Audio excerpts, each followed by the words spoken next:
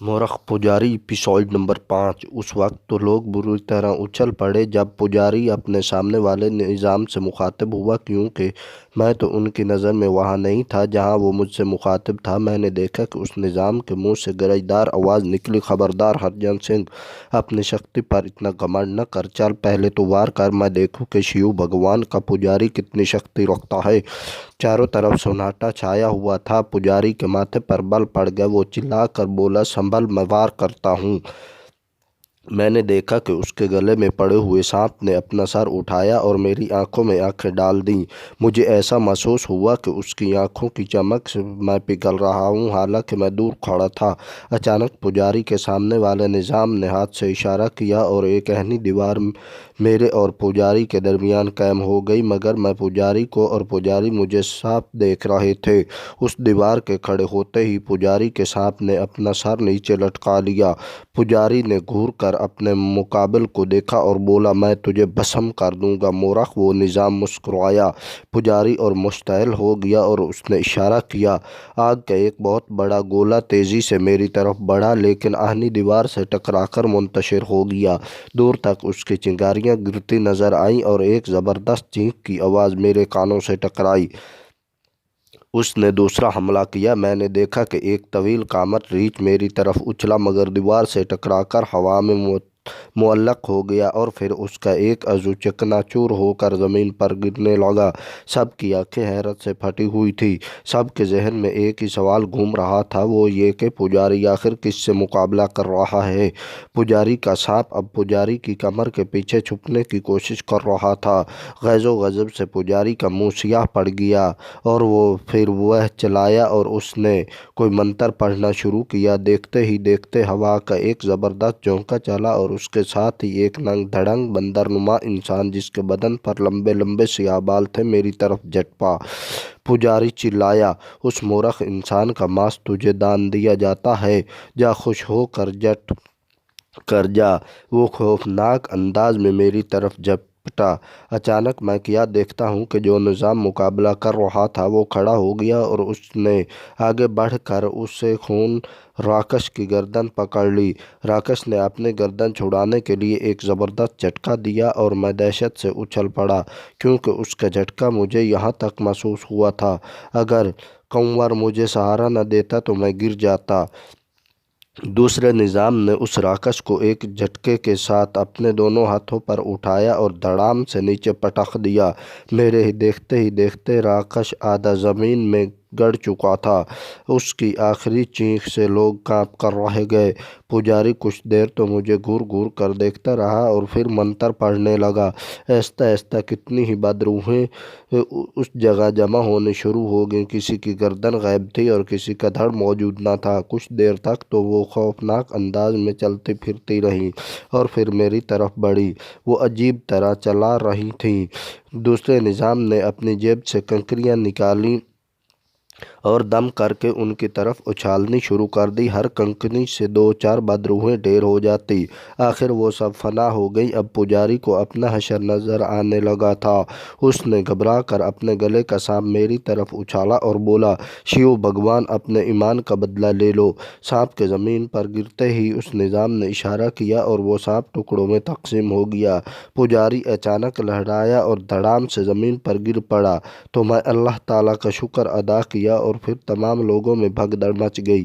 کنور، ان کی بیوی اور چندن مارے خوشی کے پھولے نہ سماتے تھے۔ مہاراج، آج معلوم ہوا کہ آپ کتنے شکتی والے ہو۔ میں نے دیکھا کہ جو نظام مقابلے پر تھا وہ میرے اندر سما گیا اور میں حیران حیران لوگوں کو دیکھ رہا تھا۔ پھر ہمارا قافلہ گھر کی طرف روانہ ہوا۔ لوگ مجھے بیٹھک تک چھوڑ کر چلے گئے۔ اب مجھے بھوک لگ رہی تھی۔ میں نے کمرے کا تالا کھولا اور اندر داخل ہوا اور یہ دیکھ کر کہ جیسے اچھل پڑا، کیونکہ میں ابھی تک سو رہا تھا۔ اچانک کسی نے دروازہ کھٹکھٹایا تو میں ہڑبڑا کر اٹھا اور کھڑا ہو گیا۔ میں نے دروازہ کھولا، شام ہو چلی تھی۔ چندن مٹھائی لیے کھڑی تھی، ہر طرف روشنی ہی روشنی تھی۔ میں نے پوچھا، چندن، یہ روشنی کیسی ہے؟ چندن نے حیرت سے مجھے دیکھا اور بولی، مہاراج، آپ کی طبیعت تو ٹھیک ہے، آج دیوالی ہے۔ اب مجھے تمام واقعات یاد آنے لگے، کہاں یہ حقیقت تھی یا خواب؟ میں نے آزمانے کے لیے چندن سے پوچھا، چندن چندن پجاری کا کیا بنا؟ چندن نے مسکرا کر کہا، مہاراج آپ تو شکتی والے ہیں، معلوم کر لیجیے اس مورخ پجاری کو ابھی تک ہوش نہیں آ سکا۔ پھر وہ بولی، مہاراج آج تو آپ کے کمرے میں عجیب خوشبو محسوس ہو رہی ہے، اس تھال میں کیا رکھا ہے؟ میرا دھیان اس طرف گیا، دیکھا تو مہکتا ہوا گرم پلاؤ رکھا ہوا تھا۔ میں نے جلدی سے اس پر کپڑا ڈال دیا کہ چندن نہ دیکھ لے۔ میں جب واپس پلٹنے لگا تو چندن کو اپنے پیچھے کھڑا پایا، وہ مسکرا رہی تھی۔ اس نے کہا، مہاراج جہاں تک مجھے معلوم ہے اس علاقے میں کوئی مسلمان نہیں رہتا، حیرت ہے کہ یہ ماंس اور چاول آپ کے پاس کہاں سے آ گئے، مگر میں سب کچھ جانتی ہوں۔ مہاراج آپ مسلمان ہیں، یہ تم نے کیسے جانا؟ میں نے حیرت اور خوف کے ساتھ پوچھا۔ تم میرا ایمان خراب کرنا چاہتی ہو؟ اس نے کہا، نہیں مہاراج، ایک داسی ایسی ہمت کہاں کر سکتی ہے، پرنتو میں اتنا جانتی ہوں کہ میرا دیوتا مسلمان کے روپ میں ہے۔ میں نے پھر کڑک کر کہا، کیا بکتی ہے لڑکی؟ چندن کی آنکھوں میں آنسو آ گئے اور بولی، क्षमा کیجیے مہاراج، شاید میں نے ٹھیک وچار نہیں کیا۔ میں چندن کو روتا دیکھ کر تڑپ گیا اور آگے بڑھ کر اسے گلے لگا لیا۔ وہ اسی دن سمجھ گئی تھی کہ میں مسلمان ہوں جس دن میں نے پانی پر آیاتیں دم کی تھیں۔ وہ پجاریوں کی حرکت دیکھ کر ان سے نفرت کرنے لگی تھی۔ میں نے چندن کو وہ تمام واقعات سنا دیے جو خواب کی حالت میں میرے ساتھ پیش آئے تھے۔ وہ سخت حیران ہوئی۔ میں نے اس سے کہا، اگر تمہاری زبان سے ایک لفظ بھی نکل گیا تو میرے لیے بہت برا ہوگا۔ وہ بولی، بھلا میں اپنے دیوتا سے دشمنی کروں گی؟ نہیں مہاراج، میں آپ کے اللہ کو گواہ کر کے کہتی ہوں، اندرونی طور پر میں بھی مسلمان ہوں اور چاہتی ہوں کہ آپ ہی جیون ساتھی بنا لوں۔ میں نے بے اختیار ہو کر چندن کو سینے سے لگا لیا۔ میری بیٹھک کا ایک دروازہ چندن کے گھر میں کھلتا تھا۔ کنور نے اور دوسرے لوگوں نے میرے کمرے کے اندر بہر جلا دیے تھے۔ تھوڑی ہی دیر میں لوگوں کا تانا بند گیا جن کے ہاتھوں میں مٹھائیاں تھیں۔ مجھے رات کے کوئی 2 بجے فرصت ملی اور میں بستر پر لیٹ گیا۔ ابھی مجھ پر غنودگی طاری ہوئی ہی تھی کہ کمرے میں ایک سایہ نمودار ہوا۔ میں نے جلدی سے آنکھیں کھول دی۔ کیا دیکھتا ہوں کہ وہی بابا ہیں جنہوں نے میری مدد کا وعدہ کیا تھا۔ وہ بولے، نظام، جو میرا کام تھا وہ میں نے کر دیا، اب تم اپنے گھر جاؤ۔ تمہاری دوسری ماں اپنے کیے کی سزا پا چکی ہے، تمہارا باپ تمہارے غم میں سخت بیمار ہے، اب میں چلا، اللہ تمہارا نگہبان۔ ایک دم ہی وہ غائب ہو گئے۔ صبح کو مجھے چندن نے چونکایا اور بولی، کیا بات ہے مہاراج، آپ کچھ پریشان دکھائی دے رہے ہیں؟ میں نے آہستہ سے کہا، چندن، مجھے گھر واپس جانے کا حکم ملا ہے۔ وہ درد بھرے لہجے میں بولی، جو مہاراج کی اچھا ہو، میں ایک داسی ہوں، بھلا آپ پر میرا کیا ادھیکار ہو سکتا ہے؟ پر اتنا ضرور کہوں گی کہ اس داسی کو کس پر چھوڑ کر جائیں۔ کیا یہ داسی یہاں رہ کر اللہ اور رسول کا نام لے سکتی ہے؟ اپنے خدا کے کارن مجھے اکیلا نہ چھوڑیے مہاراج۔ اور وہ سسکیاں لے کر رونے لگی۔ میں نے حیرانی سے پوچھا تو چندن نے ایک ٹھنڈی سانس اور بولی، مہاراج آپ تو میرے دیوتا ہیں، میں آپ کی داسی آپ کے چرنوں میں زندگی گزار کر خوشی محسوس کروں گی۔ اچانک باہر سڑک پر کھٹ پٹ کی آواز آئی۔ میں یہ آواز پہچان گیا۔ چندن بولی، مہاراج معلوم ہوتا ہے وہ مورخ پجاری پھر ادھر آ رہا ہے۔ اور وہ جلدی سے اندر چلی گئی۔ میں نے باہر کا دروازہ کھولا، پجاری سامنے کھڑا تھا۔ وہ تیزی سے میری طرف بڑھا۔ آج اس کے ساتھ کوئی نہ تھا، اس کے پاس سانپ بھی نہ تھا، نہ وہ آن تھی نہ وہ تکبر۔ مہاراج، مہاراج آپ کی جے ہو، آپ بلوان ہیں، شکتی والے ہیں، مجھے क्षमा کر دیجیے۔ اور اس نے اپنا سر میرے قدموں میں رکھ دیا۔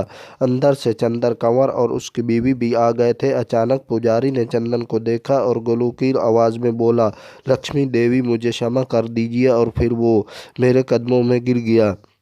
میں نے اسے اٹھایا اور کہا، ہرجن سنگھ، میری اور تمہاری کوئی دشمنی نہیں، جاؤ، میں نے تمہیں معاف کیا۔ کنور، اس کی پتنی اور چندن فوراً پجاری کے سامنے گھر کے اندر چلے گئے۔ پجاری کے جانے کے بعد دوبارہ کنور اور اس کی بیوی میرے کمرے میں اندر کے دروازے سے آئے اور آتے ہی کنور بولا، مہاراج میں آپ کی حقیقت جان چکا ہوں، میں اپنی پتری کی خواہش بھی جان چکا ہوں، اب میں چندن کو آپ کے حوالے کرتا ہوں۔ میں خوش ہوں کہ میری بیٹی خوش و خرم زندگی گزارے گی، بعد میں جو ہوگا دیکھا جائے گا، لیکن مجھے امید ہے کہ ایسا کچھ بھی نہیں ہوگا۔ آپ خاموشی سے اپنے دل کی بات مانیں، اب ہم چلتے ہیں۔ پھر دونوں میاں بیوی نے جھک کر میرے قدم کو ہاتھ لگایا اور کمرے سے نکل گئے۔ پھر اسی رات کو میں اور چندن خاموشی کے ساتھ وہاں سے روانہ ہو گئے۔ اگرچہ میرا ضمیر مجھے جھنجھوڑ رہا تھا کہ بہت برا ہوا، میں نے اپنے محسنوں کے جذبات کو ٹھیس پہنچائی، مگر میں کیا کرتا؟ چندن مسلمان ہو چکی تھی اور اس کا مسلمان نام چاندنی رکھا تھا۔ اب اس کے لیے مسلمان ہو کر وہاں رہنا ممکن نہیں تھا۔ ہم پہلے ہی گاڑی سے سیدھے دہلی پہنچے تاکہ حضرت نظام الدین اولیاء کے مزار پر حاضری دیں، اور وہاں میں نے ان بابا کو بھی تلاش کیا، مگر نہ تو وہ ٹیلہ تھا اور نہ بابا صاحب کا کہیں نشان ملا۔ آخرکار ہم وطن پہنچے، اور میں آج تک حیران ہوں کہ کیا واقعی میرے ساتھ ایسے واقعات پیش آئے، مگر اس کا سب سے بڑا ثبوت خود چاندنی تھی۔